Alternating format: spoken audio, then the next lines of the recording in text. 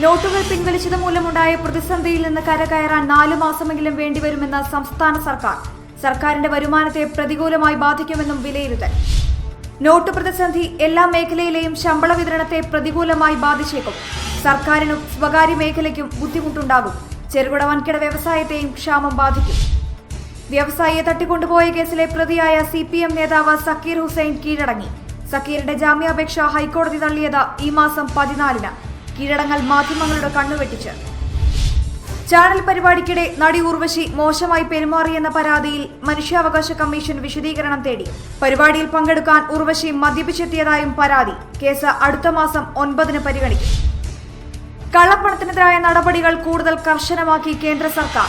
Not അസാധുവാക്കിയതിനു ശേഷം കൈകാര്യം ചെയ്ത പണത്തിന്റെ വിവരങ്ങൾ തേടി വിവിധ മതസംഘടനകൾക്ക് ആദായ നികുതി വകുപ്പ് നോട്ടീസ് നൽകി.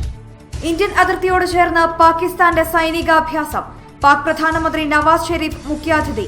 ഏത് സാഹചര്യവും നേരിടുവാൻ രാജ്യം തയ്യാറെന്ന് നവാസ് ഷെരീഫ്. ഗുജറാത്ത് സർവകലാശാലയിൽ വിവിധ ആവശ്യങ്ങൾ ഉന്നയിച്ച് സമരം നടത്തിയ ദളിത് നേതാവ് ജിഗ്നേഷ് മേവാനിയെ ഗുജറാത്ത് പോലീസ് ജയിലിലടച്ചു. സർവകലാശാലയിലെ പ്രക്ഷോഭത്തെ തുടർന്നുള്ള കേസിൽ ജാമ്യമെടുക്കാൻ തയ്യാറാകാത്തതിനെ തുടർന്നാണ് ജയിലിലടയ്ക്കാനുള്ള കോടതി നിർദ്ദേശം. മേവാനിയുടെ 3 സഹപ്രവർത്തകരെയും ജയിലിലടച്ചു. സിറിയയിലെ വിമത ശക്തി കേന്ദ്രമായ അലപ്പോയിൽ വ്യോമാക്രമണം ശക്തമായി. കുട്ടികളുടെ ആശുപത്രിക്ക് നേരെ നടന്ന ആക്രമണത്തിൽ 5 കുട്ടികൾ ഉൾപ്പെടെ 21 പേർ കൊല്ലപ്പെട്ടു. ബ്ലഡ് ബാങ്ക്, ആംബുലൻസുകൾ എന്നിവയ്ക്ക് നേരെയും ആക്രമണം.